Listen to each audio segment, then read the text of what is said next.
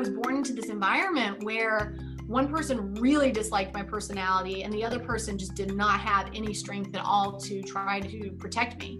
So yeah, a bit of a rocky first 18 years. And you don't understand at that point that you're not bad. You don't understand it. Like you just, even though you know you want to be yourself, there is this part of you that starts to believe that you're bad, the world is bad, people are bad. And that goes along with the not bad monster, right? I thought that I was bad for a really long time. I mean, there was it never got too serious, but there was definitely even a suicidal ideation period that I had where I was convinced, I was like, I'm pretty sure the world would actually be a better place if I wasn't here. Like that kind of like, I'm really bringing a lot of bad energy to this place.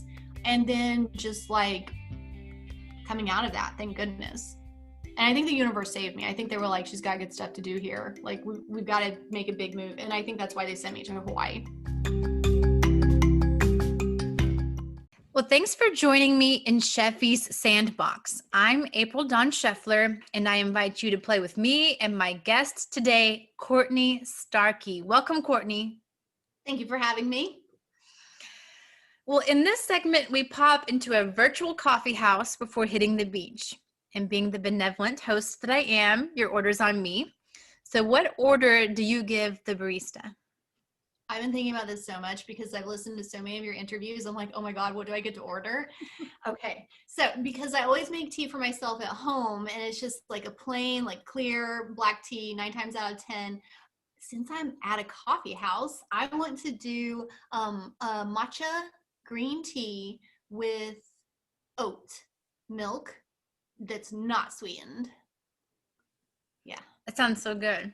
It really is. I get it in Charlottesville sometimes. So I'm like, oh, that's what I would get. Well, now that you have your refreshing beverage, let's dive right in. In your spotlight moments, have there been any claims to fame, times that our listeners may have seen you or your work? Well, I've had a YouTube channel for like 4.5 years. And then I'm also very active on Facebook as well as Instagram. So there's a pretty good chance that people have seen me. And the reason that I think that that's pretty possible is I went to a Brian Weiss group hypnosis event back in, I think it was March of 2018. And he had a few of us stand up that he had trained in previous years. And so I was one of the people that stood up, and I had multiple people come up to me throughout that day. And they were like, you're Courtney from Facebook. And I'm like, oh my God, like, I totally am. So, and I hadn't opened my Instagram account yet. And then also my YouTube channel was still pretty new. So, but I've been doing good work on Facebook for a while. So there's a chance people would recognize me from that. I think this would probably be a good opportunity to bring up Courtney's stars as well. Starkey Stars, starkeystars.com. Yes. Because you and I had a hypnosis session earlier today. And one of the messages, and I think you were okay with me sharing this, was about the importance of kids, how it's great to respect one's elders, but every generation that comes up, they're hopefully more evolved. Yeah, so they have the magic. And I just thought that was so cool as a segue into some of your work, that you are an author of children's books. Mm-hmm. Can you tell us a little bit about those? Sure. Oh my gosh. How much time do we have again? So, and we can talk about anything that happened in the hypnosis session that we just had. And to be clear, April was the facilitator, and she's really, really good at facilitating hypnosis sessions. This is the second one I've had with her. Highly recommend. 10 out of 10. No, scratch that. 11 out of 10. And so one of the many reasons I am so in love with hypnosis is I actually had been talking about being a children's author since, gosh, I want to say it was 2003 at the latest. It may have even been before then. So wanted to be a children's author. And I even sent myself to essentially a deserted island in Thailand for 12 days to kickstart that writing process. Because I noticed whenever I was on vacation that on day 3 of vacation, my creativity would come back. And I was like, I'm just going to bring a lot of pencil and paper and be there for a long time and work on my children's books. And I'm actually going to make this thing happen. And I sent myself to that beach in 2011. So I've been talking about doing this for 8 years at that point. Everything I wrote was garbage. It was no good. Like nothing worth actually taking the time to illustrate and figure out the software programs like InDesign and Photoshop and all those things that make a Word document and some hand-drawn pictures into an actual book. Then I received hypnosis in the spring of 2013. And my very first one-on-one session, I want to say it was April 16th of 2013. And I was having sessions every week. Within a month, I got, during a meditation, the beginning of the story. And it was so good. It was one of those stories that just writes itself, and it was complete within a couple of hours. And I was like, this is actually worthy of me figuring out how to illustrate it and play with all of the computer software and create this and make it an actual book. And I decided to gift myself for my birthday the self-publishing of it. So first one-on-one session, April 16th. My birthday is June 22nd. So I went from talking about writing children's books to writing it, illustrating it, figuring out the software, self-publishing it, that whole thing in just a little bit more than 2 months. So that's how the first book was born. And then I continued to receive hypnosis sessions. And so there are actually a couple other children's books that are on starkeystars.com. And I created that website in 2013. And when you go to it, it definitely feels like it was created in 2013 because I have not updated it at all. But there's a lot of fun stuff in there, including me narrating the books. So if anybody has kiddos, or if they are a kid at heart, they can go there and listen to the books. And my very favorite, which is super worthy of being illustrated and self-published, is the Not Bad Monster. It's like, it is such a good book. And other people still talk to me about it because they've heard it in the past. And they're like, are you ever going to publish the Not Bad Monster? And I'm like, yes. I've got other fish that I'm frying, but yes, for sure. That one's so worthy of making out into the public. I'm so glad you brought that up. If you weren't going to bring up that book, I was going to bring up that title. Can you give us, the listeners, just a quick idea as to the story behind the book, what the storyline is? Sure. Do you mean the inspiration, like how that book came into being? Well, yeah, let's do that. Okay. All right. And then talk about the actual book itself, because they are essentially the same story. So at this point, it is, I think, really early August of 2013, and I've continued receiving the hypnosis sessions. And one thing that's really interesting about receiving hypnosis sessions is that you stay open and connected. Like your dreams are more vivid and they feel like more than a dream. Your intuition is just lit, like it's really on fire and really open, even though you're no longer lying down and and receiving the hypnosis session at the time. So my husband and I, we were in Taiwan, in a hotel in Taiwan. And so I'm actively receiving hypnosis every week, but obviously not that week because my practitioner was in Hawaii. And it's late at night. Like he's already fallen asleep. I'm in the bed. I have been asleep for a while, and I feel this like, and I don't do stuff like this. This is very unusual for me to have an experience like this. I feel this dark energy, like on his side of the bed near his head. My back is facing that direction, but I can feel it. I know it's there. I can even see it, even though I'm facing the opposite direction and my eyes are closed. And then it whips around the bed so quickly and then right into my abdomen. And like, I get pushed back, I don't know, maybe 6 inches or whatever into the bed. And then I shouldn't say the whole night, but for a while that night, I just kept like exhaling, like trying to breathe whatever that was out of me. And what's really funny is that comes from the hypnosis induction my practitioner was using, where she was like, and exhale anything causing you stress. And I'm like, this thing is causing me stress. So I'm exhaling until like I exhaust myself and I fall back asleep. And so what they had been telling me, they, as in the spirit friends leading up to this trip, what they had been telling me in hypnosis was that I absolutely had to go to a tea house. We were like, what do you want Courtney to do while she's in Taiwan and in Japan? And they were like, we need her to go to a tea house. And I had been really lazy. And at that point, I was far more dependent on my husband, where I wouldn't like go out and venture into the world by myself so much. So I would just wait for him to come home in the evening from his business meetings, but they wanted me to go to this tea house on my own, and I was just staying in the hotel room. But the next morning I was so creeped out by that incident that I was like, no way am I staying in this hotel room by myself today. I don't know what that was. I don't know if it's still here. And so I didn't tell him about any of this. So I give him a hug and a kiss goodbye. He goes off to his work meetings. I just beeline it over to the concierge desk, and I'm like, is there a tea house nearby? And they were like, actually, a world famous tea house is like a 5-minute cab ride from here. Do you want to go there? I'm like, yes, just write down the address and I'll go there. And as I was in the cab riding there, I realized that that was actually one of my spirit friends pretending to be a bad guy to get my ass outside of the hotel and into the world and into this tea house to have these amazing experiences during this time. And so luckily I brought pencil and paper with me, and I brought Many Lives, Many Masters by Brian Weiss with me. And so same thing as the other children's book, that story just wrote itself within a couple of hours while I was at the tea house. I was like, oh my God, they're so clever. Like, to pretend to be bad guys to scare me so I would actually go do the thing that they wanted me to do.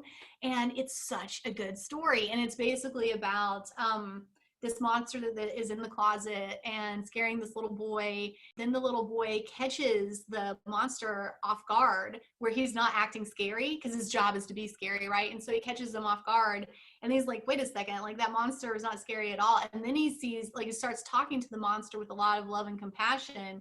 And then the monster reveals to him that he's actually like really lonely inside of the closet. And so they had this whole like conversation where they're starting to bond and trust each other, and then they have a nice time with each other. And that's more wisdom that also came in from previous hypnosis experiences, where a lot of us think that we're bad and we're not bad. And so just finding out like love and compassion is very self-healing and very healing to others. And maybe we're not bad. Maybe we just need some more love. I love that. Well, guests are asked to choose a word or phrase that they would like to hear used more often in everyday conversation, something that doesn't get enough play or enough airtime. And the prior guest, your friend Daniel Spain, chose the word plethora. So you are tasked to try to somehow fit that into our conversation today, okay? Mm-hmm. Now, you also get to choose a word for the next guest to dance with, and it could be a peculiar word that you find funny or that resonates with you. So what are you laying down for them to pick up? Well, there are a plethora of words to choose from. Nailed it. And I was thinking about this as well. And when I was in the bathroom peeing a couple minutes ago, they were like, anomaly. You have to pick the word anomaly, which of course ties into the hypnosis session that we just had. So I'm going to go with the word anomaly. It just resonates with me so much. Like the word anomaly, when that came up in the session, I loved it because the name of the one dragon was Enigma. And what that meant for me was we were talking about how strange it can be when you're in the flow, that stuff actually happens, as opposed to you think things will only happen if you have a plan and you've mentally thought it out and you make it out to be work. And like, I'm going to accomplish it, but it's this enigma of like how much can get done when you're actually in the flow. And I loved that. And then the other dragon that came through was Anomaly.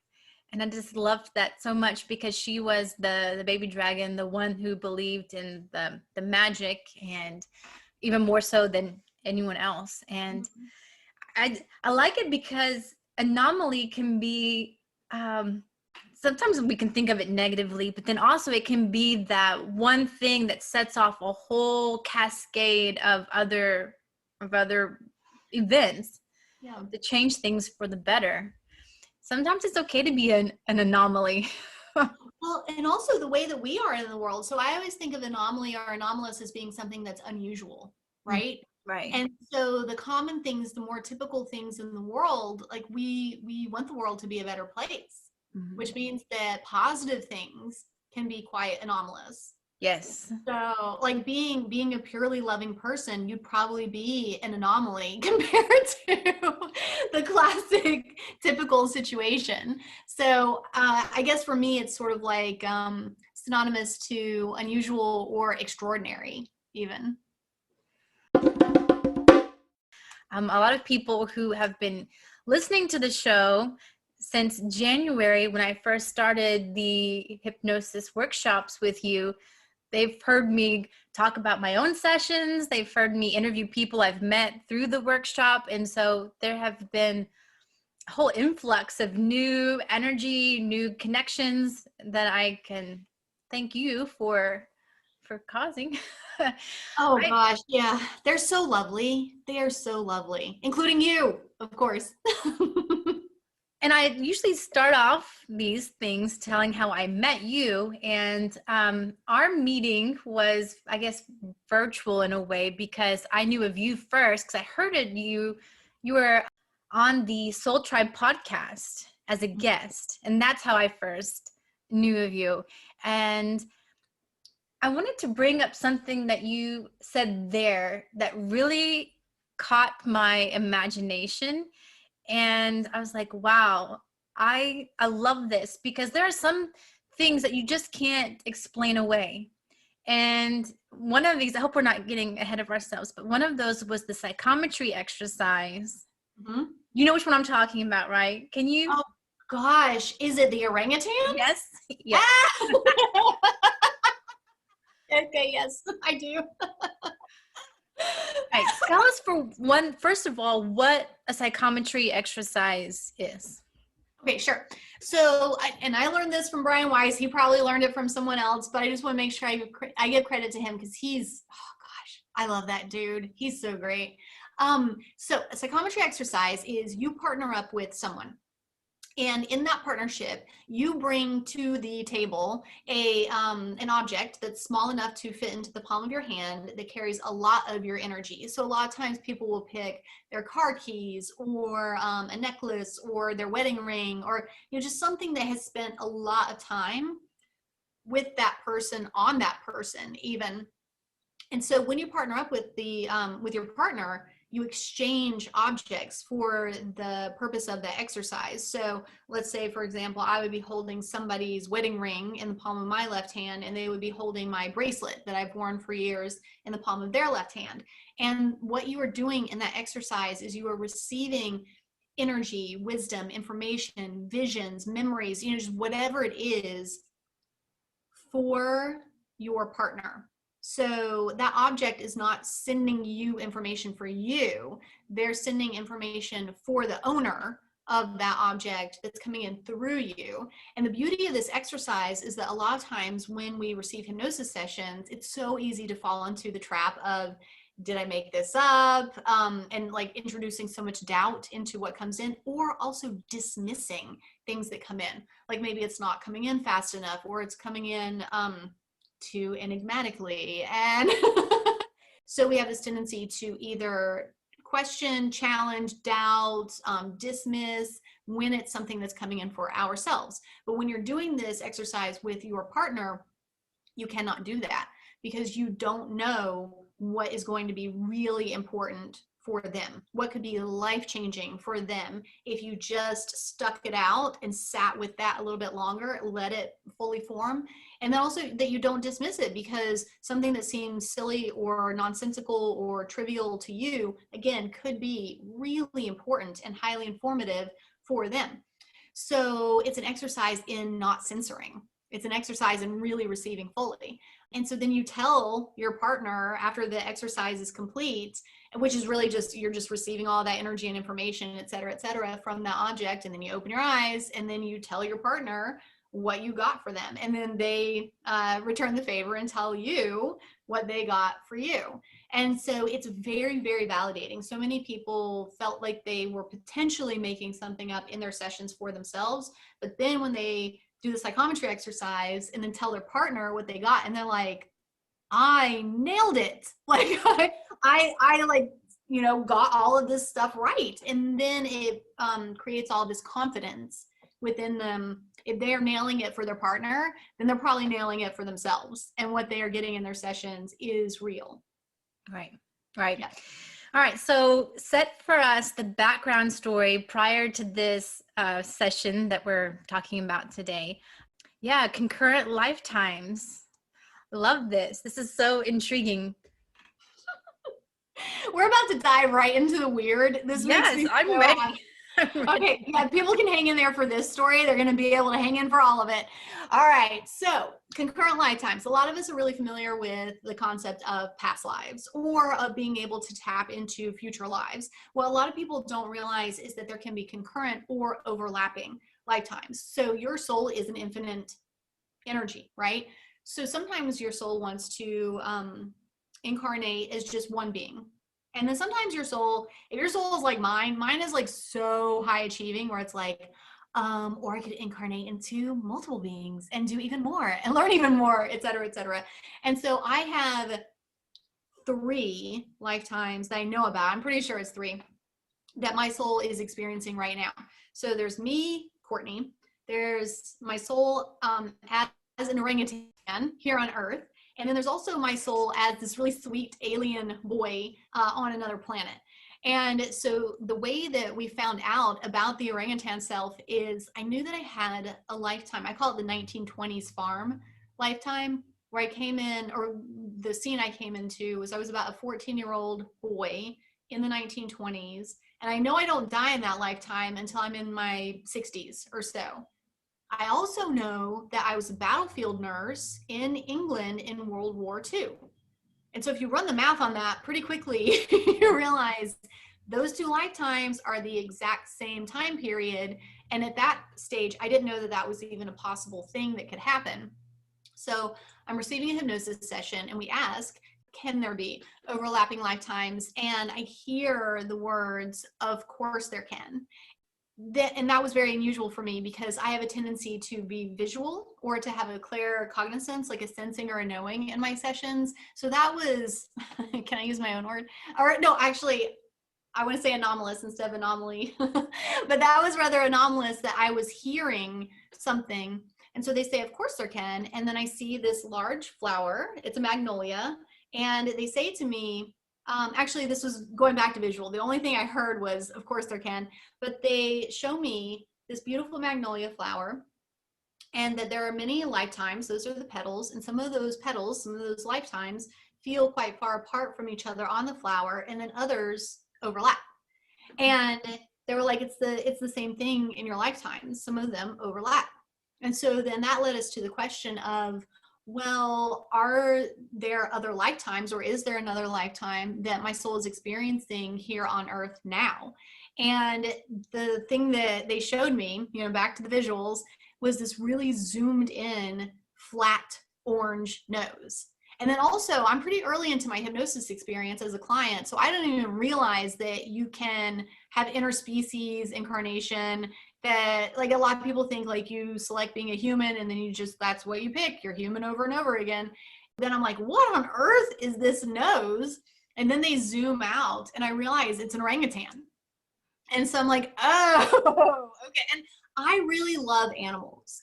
And it would make a lot of sense that if there is a soul, a person who has a concurrent lifetime as an animal, that person would probably be really in tune with animals because that's such a close, like near and dear part to them and their soul. So yes, so it zooms out and I see this orangutan and I get this sense that she's a female. And then I also see that she's got this little boy, like this little orangutan boy, son.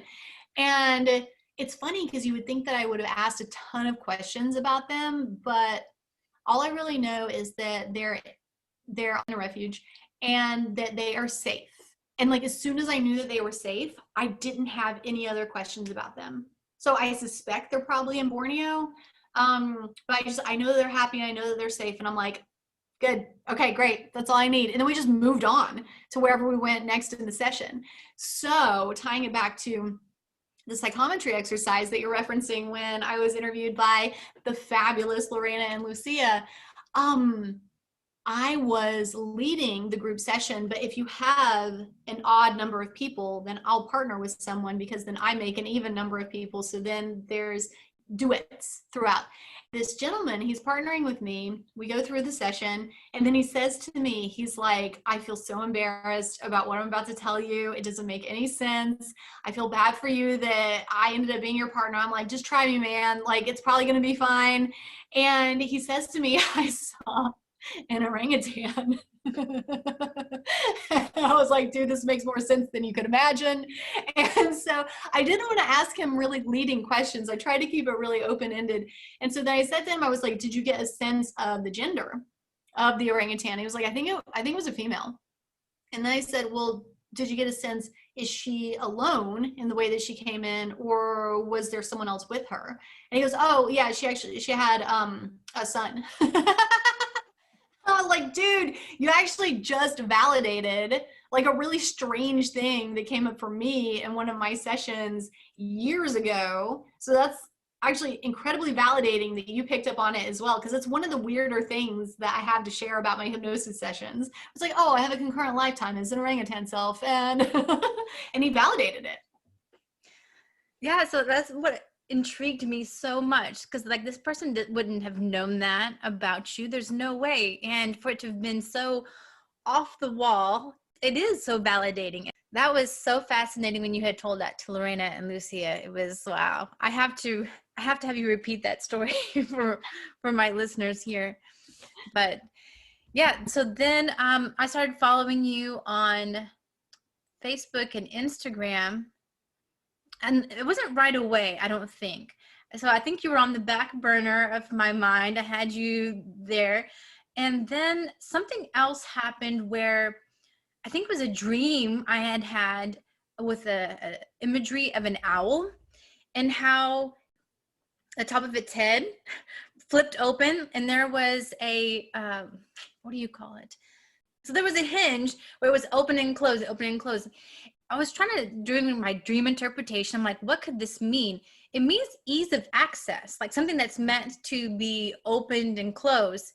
And so I was like, in order to go deeper and maybe pull out some of my past trauma or whatever it is that I'm meant to look at, some of my shadow self, what is something that's ease of access, that's a mechanism, right? A known mechanism for accessing that subconscious stuff.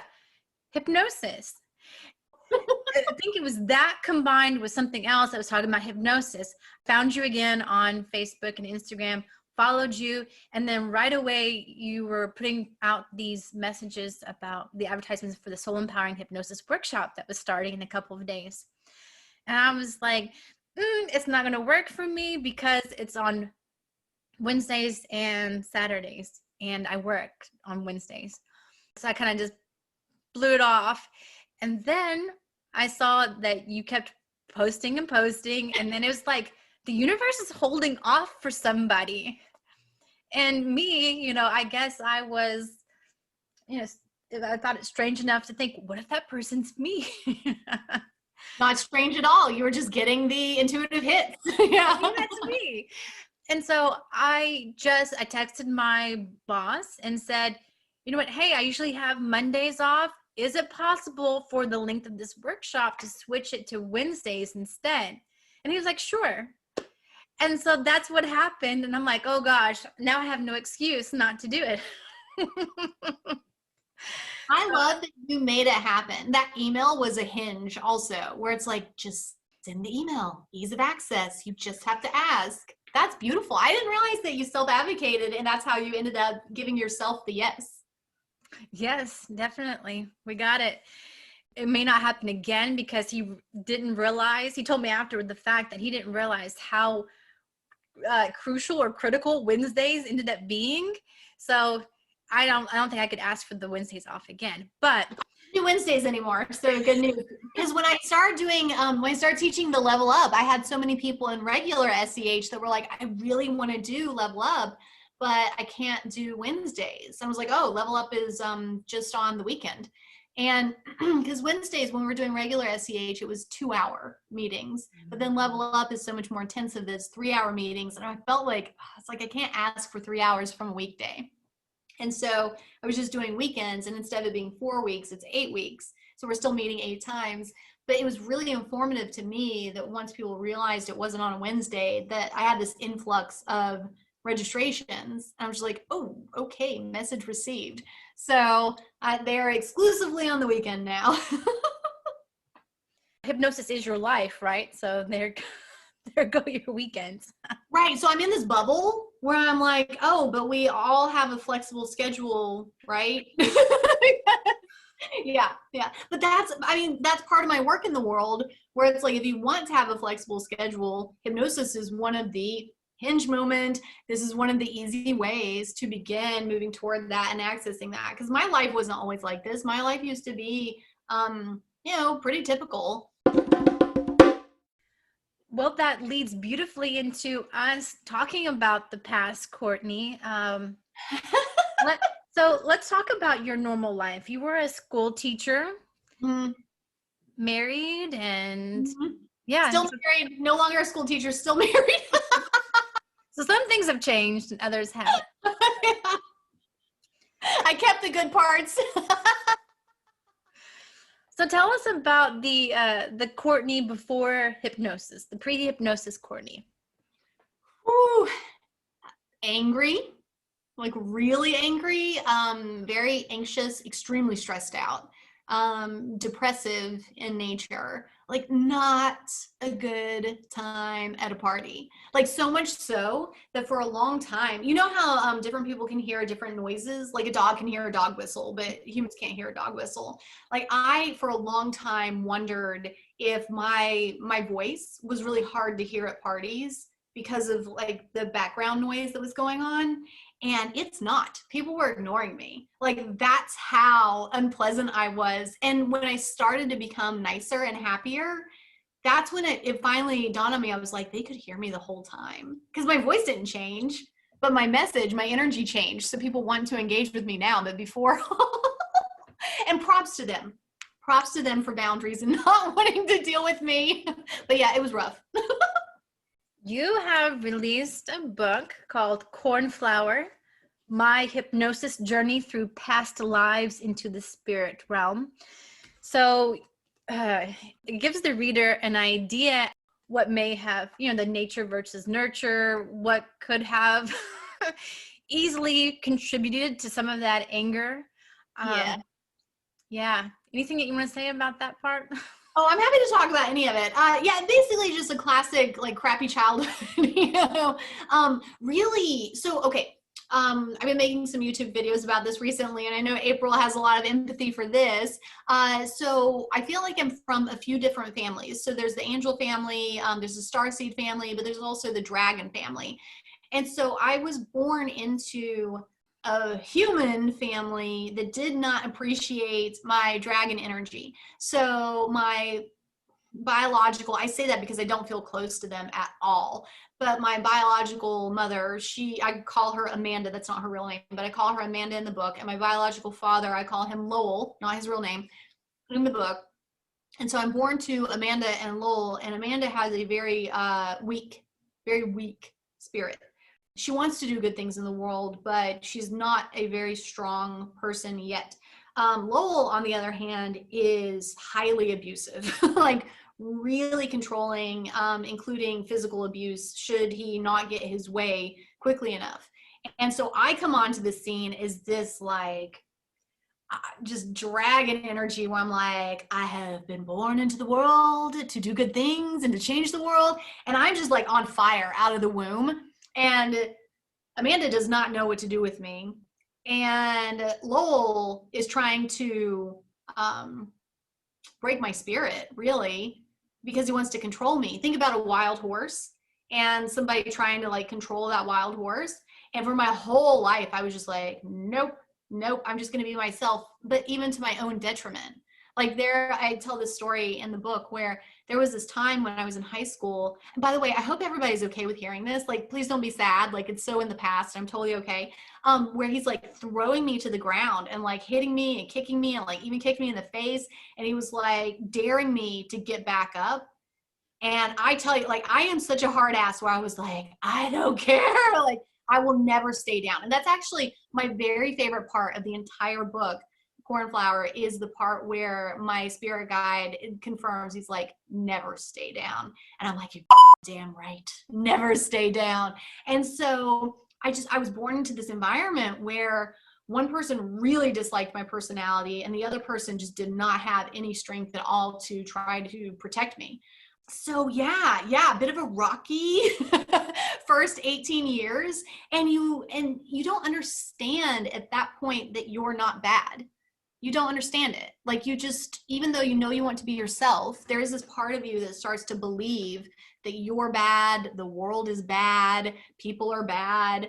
And that goes along with the not bad monster, right? I thought that I was bad for a really long time. I mean, there was it never got too serious, but there was definitely even a suicidal ideation period that I had where I was convinced, I was like, I'm pretty sure the world would actually be a better place if I wasn't here.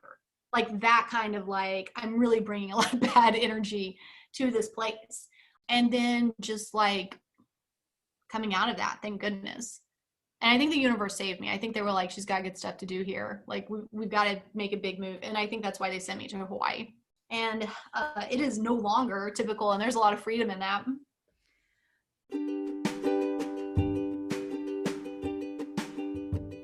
Hey, it's Scheffy here. I want to take a quick moment to invite you, my dear listener, to join my community over at patreon.com/Aprilific. I offer 2 tiers of support, the Pom-Poms, which is $5 a month, and Thunder, so named because a pack of dragons is called a Thunder, and I thought that was pretty cool. And that's at $10 a month. Both tiers get access to podcast bonuses, as well as my frequent videos throughout the week. Those who join the Thunder tier also receive a one-time homemade gift as a token of my gratitude, and access to my Akashic Records readings. Perks will be added as the community builds and as you, the patron, tell me what you'd like to see offered. The community is going to grow with us. Another way you can support this podcast, if you're listening on Apple Pods, is to rate and review the show. The more 5-star ratings, the bigger the potential to attract even more listeners to this podcast's message. But regardless, I feel so honored with your time. Thank you from the bottom of my heart for listening.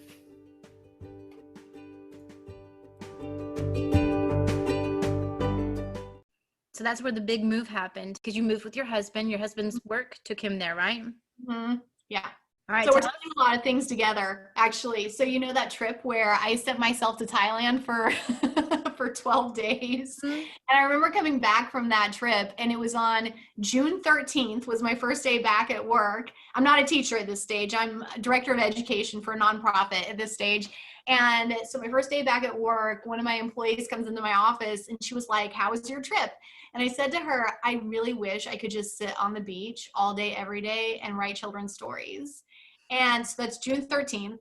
On July 11th, so less than a month later, my husband gets the call where he's like, "We have an assignment for you in Hawaii." So I was able to leave my full-time job that was not satisfying. Like, I was crying on my way to work, not because it was hard, but because it was not fulfilling. I plateaued. I couldn't do anything more. Like, I had already reached the level that I could reach, and it was just boring for like 2 years straight. It was just so boring. I'm crying on the way to work. Like, I'm not satisfied. And my husband was like, "We have a chance to go to Hawaii. You would need to quit your job." And I'm like, "When do we pack?" Like, yes, please. And I was trying to be a better person at that stage. I'd been trying to be a better person since 2008. This was happening in 2011. There's a rocky period that a lot of people don't know about. The rocky period is when you first start to try to be kind and you don't know how to be kind. And that's a dangerous period where you think the world will be a better place if you're gone. And I was still in that, like, I want to be kind, but I don't know how. And then got sent to Hawaii and got to just like be with myself because I didn't have to spin my wheels with work. And then Brian Weiss came to Honolulu. Only time he's ever been there. And I met my practitioner, Jamie, that I talk about in the book. She was sitting behind me in the audience, and then started my one-on-one sessions with her. And like the anxiety, the anger, the depression fell away pretty quickly based on those sessions. Because what you got to those sessions was the idea, the sense, the knowing that you were lovable and that you were loved and that you are love. Yeah. Yeah. Big time. Because in the earth realm, I think people want to be loving, but they're caught up in their own stuff and in their own stories. And so they will love you, but it's sporadic and usually incomplete, right? And so when you're in hypnosis and you are connecting to your spirit friends and you're hanging out in the spirit realm and you're getting to meet really who you are as a soul, it's totally life-changing, where you realize like, oh my gosh, like there really is so much love out there in the universe, and there really is so much love for me, and I have this amazing team. So to be able, like, being born into a family where people do not understand you and you don't really feel supported at all, and then you get to meet these spirit friends in the spirit realm and you're like, holy shit, I actually have a huge team and they're really rooting for me, and all of these magical things that have ever happened in my life, I'm like, okay, I give you credit, I give you credit, I give you credit. Like, they do all these magical things on your behalf, and they're just so in love with you and rooting for you. And I just started to trust the world more, the universe more, myself more. So there was a lot of love and a lot of trust that came in from those sessions. And I refer to it as like the first side effect of hypnosis for me was gaining a calm confidence. Because, you know, confidence sometimes can come off as like cockiness or arrogance, or like, it was just this really peaceful, really calm confidence that was the first side effect. Explain to us how it happened that you went from enjoying that and experiencing that for yourself to now where you're at being this spokesperson and educator, this missionary of sorts for hypnosis. Sure. So I tend to be really self-aware, like extraordinarily self-aware. And this is such a fun story because I have no idea when or how the decision was made. I knew that we would be leaving Hawaii in late October, early November of 2013. And so I've been receiving hypnosis sessions every week for 6 or 7 months. And so I knew that that was about to end. And I really wanted to gift myself with immersing myself into a week-long experience with Brian Weiss. And so at that stage, he was teaching 2 or 3 times per year at the Omega Institute in upstate New York. And I was going to be going back to Washington, D.C. So it's this week-long experience. It's a day's drive from where I'm going to be living. And I'm like, I'm just going to gift myself with that training. But the thing is, a lot of people who go to that, they don't go to become a practitioner. They go for the same reason I signed up for. They just want to be in the energy of those group sessions, and they want to be the client role for people who are there for the training. So, you know, practitioners need people to practice on. And so I'm like, I'll just be receiving sessions, whether it's group or one-on-one, and it's going to go on for a whole week, and it's going to be amazing. At some point between me purchasing that ticket for that whole week and driving up there, I want to say like maybe like a couple months after buying the ticket, just one day I was like, oh, I'm going up there. Yeah, I'm getting goosebumps right now. I'm going up there to experience the training. I'm supposed to be a practitioner. And I was just like, what? Like, really? And I know it wasn't my decision. Like I never made the choice. Like I just knew that was the reason that I was actually going up there. I'm like, okay, all right, well, that should be interesting. And what's also funny is that after I left that 9-to-5 job, I had been applying for jobs that I was a good match for, and they were never contacting me. And I'm like, what is going on? Like, I know I'm a really good candidate for these jobs. And I think the universe was like, not what you're meant to do in the world, not what you're meant to do in the world. Like, you don't know it yet, but you're supposed to be this ambassador for hypnosis. And I think the people who have healed through hypnosis are some of the best ambassadors because they speak from this place of passion and firsthand experience about what a life changer it is. And so I was like, okay, I'm in, let's do this. You have a special flavor that you call soul empowering, right? Hypnosis. Yep. So how does that differ, if at all, from Brian Weiss's work? And how did that come about? Sure. So I know I talk about Brian a lot because I love him so much. His wife is also a co-teacher at the Omega Institute, and she is lovely as well. So both of them are really wonderful. It's just the people are more familiar with Brian. So that was my first training, and this is in July of 2014. And then I started a book club. So you know Meetup, right? You're familiar with Meetup. So I started a book club, and it was organized through Meetup. And so I had these other people who were interested in spiritual hypnosis who were coming to these book clubs. And so they would say things to me like, oh, have you heard of Michael Newton and LBL, which stands for Life Between Lives? Or, oh, have you heard of Dolores Cannon and QHHT, which stands for Quantum Healing Hypnosis Technique? And so I learned a lot from the book club members that I had not been exposed to on my own. And so I got, let's see, in the summer of 2016, I did the level 1 QHHT online. And then I was like, oh, maybe I should do level 2. If it's going to be hosted in a location I'm drawn to during a time I'm available, I'll do it.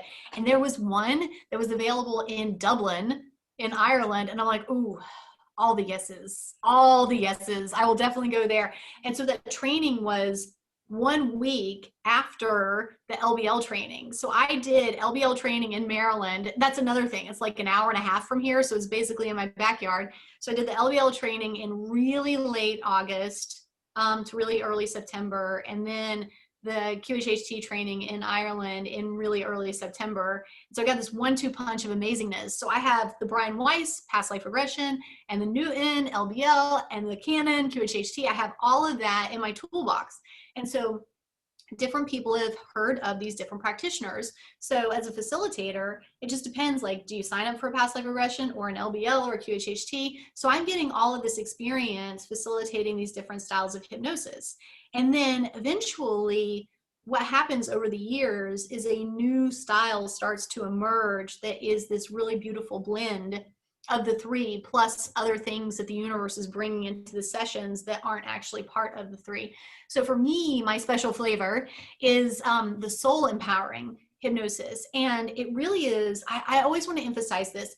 It's not necessarily a competitor or a replacement or whatever of those other styles. I think it's really complementary of those other styles, and they all complement each other. So whatever style of hypnosis you pick, it's the right style for you because they complement each other so beautifully. But for me, it's very empowering to the client's soul. So I've noticed that a lot of times with my clients, do they go into past lives? Some, yes, some. Do they connect with spirit guides? Some, yes, some. But primarily what happens organically in the experience is they are connecting very deeply with their own soul in the spirit realm. And I think it's because the clients that are drawn to me are in that area, that stage of life where self-empowerment is really starting to take shape. Like they've really come into their own confidence, and they're like, what's my purpose and what am I meant to do in the world? And they're ready to launch. And so if you're connecting to past lives, that has a tendency to be more about like, what are some older things that I need to heal and release? But they're already pretty good. These clients are already pretty good. And then also if you're connecting to spirit guides, there's also that inherent undertone of this power isn't within me. I actually need to connect to an outside wisdom and outside energy. And so I think that the souls are coming in more speaking for themselves, because it's like the power is within you. Like you are the powerful one, you are the wise one. Like here, connect to this energy and go do your good work in the world. And so because that was happening organically, I was like, ooh, we need to give these souls top billing.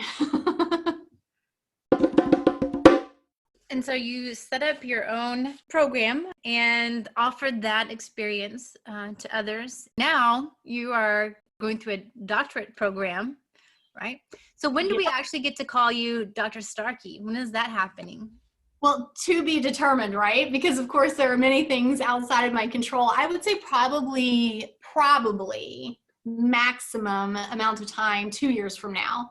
And like the fastest they've ever seen anybody do it is a year and a half. And I want to enjoy my life. So yeah. I'll probably go more along the 2-year pacing, because I want to be able to facilitate hypnosis sessions. That's my passion. And also pay attention to my husband and my cat.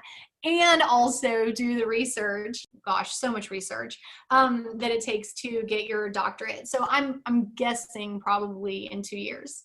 And the purpose behind you getting this doctorate is not because it's your idea of fun. It is not. So tell us, why are you becoming a doctor? Because the universe made me do it.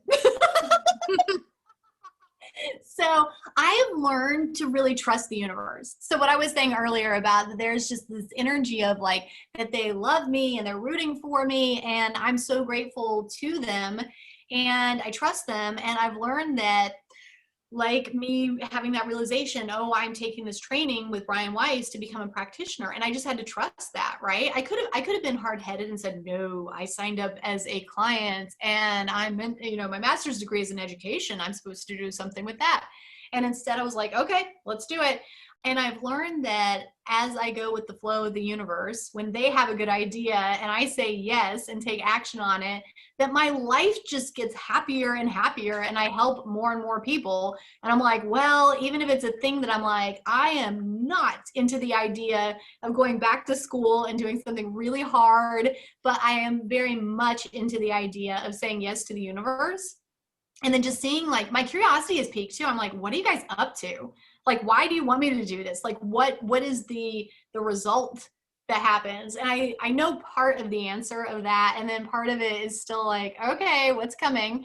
And I was talking about confidence. Like, there is nothing more confidence building than saying yes to something that is really scary and is supposed to be really hard, and then doing it and succeeding. And then you're just like, wait a second, like that was really hard and I did well. Maybe I can do well at other really hard things. And so you start to take more risks where you're like, yeah, that does look like it's going to be hard. I bet I can do it. And then you just do it. Well, how can people find out more about you and follow what you're making in your own sandbox? Oh my goodness, where do we start? Okay, all right, catch me if I forget something. Let's start with Cornflower. So my book, the website is cornflowerbook.com. So you can read all of the juiciness of the backstory, and then also my hypnosis sessions from 2013. But then also one of my favorite parts is the final third of that book, where I talk about how hypnosis has been changing, the wisdom that's flowing in has evolved over the years. And so sharing some really interesting insights about the progression of hypnosis wisdom that's come in. And then part of that purchase includes an audio version of you reading the book too. Mm-hmm. So I just wanted to mention that. Thank you. Yeah, so you get the signed hard copy mailed to you, but then you also get access to the audio book as well as the ebook. So whatever tickles your fancy for how you like to consume literature, it's available. So that's cornflowerbook.com. And then, oh my gosh, this is actually the very first thing that they had me create online. Oh, that's not true. I created some classes, but this is like the first thing where I was like, oh, the classes were actually more like practice for getting used to the technology platform. And so the first like real thing that I created through the technology platform that I use is the spiritual hypnosis membership. And that's where we have 1 to 2 live online group hypnosis sessions every single month. And then we also just yesterday had a really fun Q&A party where all these people come together, and they're just so cool. Like, you've experienced it. These are just really neat people, so loving, so smart, so outside of the box, and highly intuitive. And you just learn so much from each other. So we have these quarterly meetings as well. And so that's the spiritual hypnosis membership. So it's spiritualhypnosismembership.com. And then there are just 3 more. My plate is so full. There are just 3 more things to tell you about. Then there is the Soul Empowering Hypnosis workshop. And so that's how you got into the funnel. So that's soulempoweringhypnosis.com. And that one's so beautiful because for that 8-week workshop, you can sign up as a client or as a practitioner.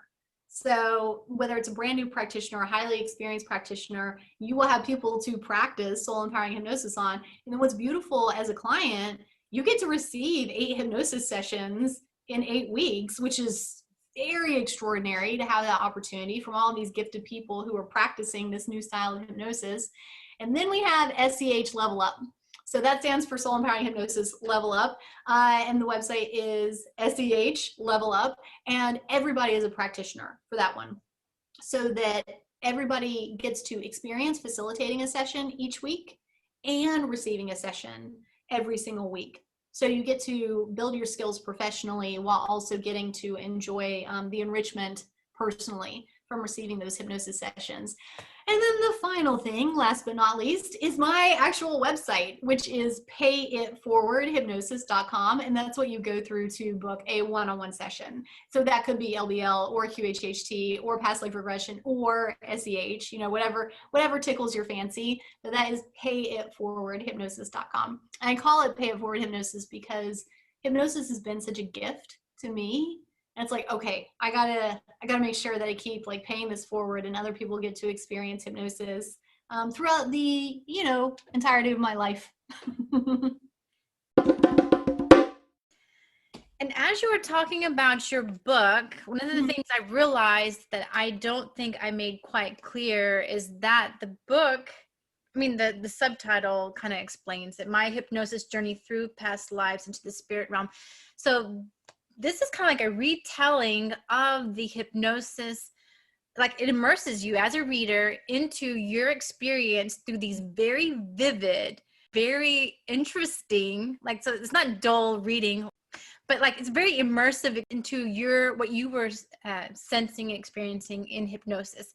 So what took you from the pre-hypnosis Courtney into the person who was ready to share this gift of healing with others?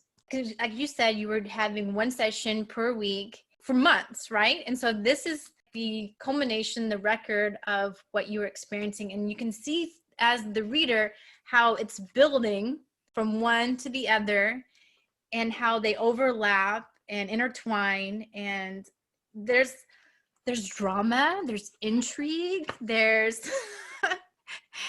I love it. Everyone. It's not just dry reading of, because sometimes when you hear about hypnosis or basically anyone else's experience, it can be like a little dull, or off-putting, I'm sure it was great for you, but it doesn't come off quite the same to me. Right. But with the way you have it here, each of these chapters, which is a different lifetime or a different experience within that lifetime, it's very, very engaging, to say the least. You had mentioned some of the difficulties and challenges you had in your childhood growing up. So knowing that, you talk about it in the introduction part, I believe. So when you get to the parts in the book, and I'm not going to write any spoilers, but there is a part where you kind of see your biological father in a completely different light. Right? Yeah. So it's like, wow. Yeah. Wow. And almost made me want to cry, in a few places in this book. It's very poignant. And so I just wanted to say that about the book before we pass on to something else. But yeah, pick up the book. I'm so happy to hear it, because honestly, when you are writing a book and it feels like it's a good book, you don't know if it's actually any good. And I'm like, are these engaging stories because I'm just reconnecting with the energy of the hypnosis session, or are they actually engaging stories? And I would have some time away from the book and I would forget, so the way the book was born is that my hypnosis practitioner does not record the sessions. And so as soon as I was done with the sessions, I would go to a Starbucks, get some tea, and then do a quick written documentation on my phone of the sessions. And so each session that passed, I kept starting to think more and more, there's a book in here. This might be turning into a book. And so that all wrapped up toward the end of 2013, and it kept lingering. There's a book in here, but I didn't know how it started. And so I was back in Hawaii in January of 2015, and it was the very final minutes of a movie that I was sitting in by myself. I was in Hawaii by myself, and the beginning of the book came in. I was like, oh my God, like it's here. And so I finished the movie, but then I drove back to my friend's house where I was staying, and just like, kind of like I was saying with the children's stories, that first section of the book just wrote itself. I've almost edited nothing of what I wrote that first sit down with it. What I wrote first was actually, and of course the writing was really just pulling from the notes that I had taken from my hypnosis sessions. And so the first version of the book is actually that middle part, like just the hypnosis experience. And then I ran it by one of my clients who, he found out I was writing a book, and he was like, can I read it? And I'm like, sure. And he goes, you have to tell the backstory. You can't go right into the hypnosis sessions. It's not as powerful if people don't know like how bad off you were. so I'm like, okay, all right, I'll tell the backstory just for the purposes of being inspiring, like no matter what you've experienced, you can have a happy life. And then he was also like, because he had received a lot of hypnosis sessions from me, so he had his own magic, and he was like, and you also need to talk about some of the magic that your other clients have experienced. And so that's where the back third came from. So he was delightfully pushy with me. And actually, I won't say who it is, but he's one of the stories in the back third. So yeah. It is so interesting that I had a case of the spiritual jealousy after I finished, and I was like, oh my gosh, I've had some really fantastic hypnosis, but it hasn't been like this immersive of a wow moment where my spirit guides came in so clearly, and like I had people from my childhood that I was interacting with in past lives.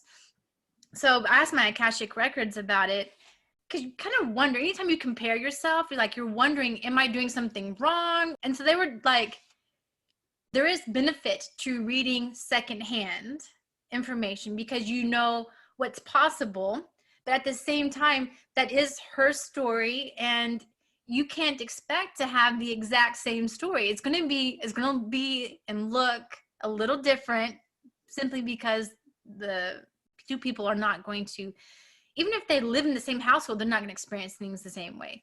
So yeah, so I was able to like really appreciate what you were showing as possible, what kind of in-depth healing is available, while at the same time allowing for my own experience to play out. So I loved it. Yeah, and then of course, also remember, none of the mundane parts make it into the book. So not every single session or every element of every session is in there. If it was boring to the average bear, it's not in the book. So there are plenty of mundane, like the very first session, the very first one-on-one session I ever had is not in the book because it's really boring, but I felt better. So even though it was pretty mundane, I felt better after that session, even though I didn't understand why at the time. I was like, I have to do this again. And then it really cranked up. Then it got really juicy. But you've seen what my sessions are like now. They're not quite as juicy now. Oh gosh, I shouldn't say that. They're equally magical, but they wouldn't make as good of a book. Does that make sense? Yes. So the story is not as rich, but the energy is really rich. But you can't write a book that just says like, and then they sent purple energy to me again. That would not be a good read. So, but yeah, so my sessions now are much more relaxed, less whiz bang than they were then. So even for me, I still have a little bit of jealousy about like 2013 me, where I'm like, I miss my spirit guides. Like they haven't come to me in a long time. And I think it's what I was saying earlier, where they're like, we're always here for you, but you do you now. You are the powerful one. Like you don't need to lean on us. So we're not going to come in as strongly. I love how in the Lifestylist podcast, Luke Story ends his pods asking his guests this question. So I'm including it in mine. Who have been 3 teachers or teachings in your life that you might share with our audience that they could go research and also learn from? Wow. I would guess Brian's one of them. Yeah. It's funny because I actually say this exact thing in the beginning of my book, where I mentioned that during that first group hypnosis session in Honolulu that I met 3 of my greatest teachers. And yeah, so like I've actually already written the answer, and it's Brian Weiss, right? And it's Jamie, my practitioner, that was sitting behind me in that room filled with 500 people, and she was like right there behind me. had my back. That's not an accident. And the third one is me, right? Right. So like I had to say yes to all of these invitations. And then when I say me, that really expands out to the whole spirit team that is with me. Because, you know, it's a team. We're a unit. So credit to them always. Well, before we close out, was there anything you wanted to say? I just want to say that if anybody has been thinking about having a hypnosis session with April, she's really good, like really good, like so good I came back for more. I just finished my second session with her and she's very talented. Her questions, as you can tell as a podcaster, she's really good at asking questions. And also during the hypnosis sessions, intuitively, the questions are really good. And it's funny because as I'm channeling my team, they have said to her more than once, we really like you, April. They really like her a lot. And so if anybody's been thinking about having a session with you, oh my gosh, I highly recommend it. It's going to be such an easy treat for somebody to give themselves. Yeah, and that's been something that's been coming to you recently and to myself, is that easy. Like nothing, it doesn't have to be hard. Right. So I'm learning that. Yep. We're meant to have fun. We're meant to have flow. We're meant to have ease and joy. Yeah. Well, thank you, Courtney, so much for joining me in Scheffy Sandbox. I want to wish you a early happy birthday. Your birthday month. Hey, you too. Because I'm so convinced your birthday's in April for obvious reasons, but you're June 27th, right? Yes. And I'm June 22nd. So happy birthday to us. All right. Much love to you, Courtney, and we'll be in touch soon. Aw, ditto. Love you as well.